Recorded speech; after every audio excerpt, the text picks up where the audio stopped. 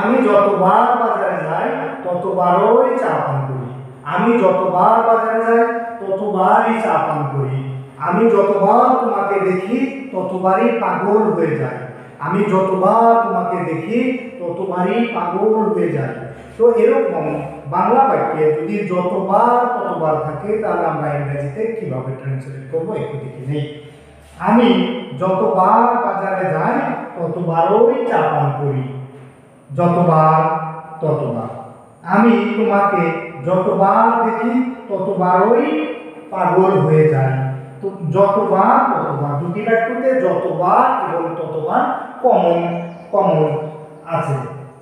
তো এখানে আমরা প্রথমে একটু সাবজেক্ট ভার্ব প্লাস অবজেক্ট, তারপর মাঝখানে লিখব as often as, যতবার ততবার হচ্ছে as often as subject plus verb plus object. এখানে দুটি বাক্য আছে, আমি বাজারে যাই, আমি চা পান করি। এখানে সাবজেক্ট তো আমি, দুটি বাক্যতে সাবজেক্ট আমি। তাহলে কি লিখব? প্রথমে আমরা সেকেন্ড বাক্যটি আমরা করব।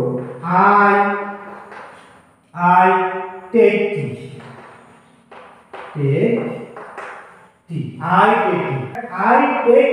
আমি চা পান করি। কখন? যতবার বাজারে যাই। as often as, যতবার বাজারে যাই।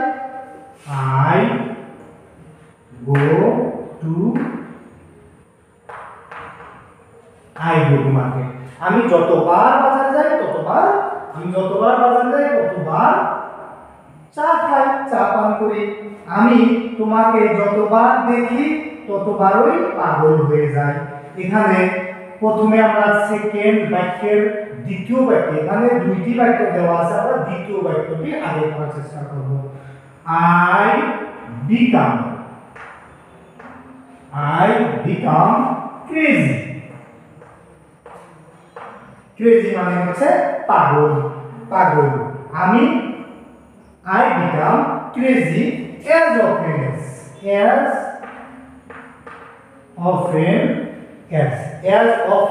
as আমি তোমাকে যতবার দেখি।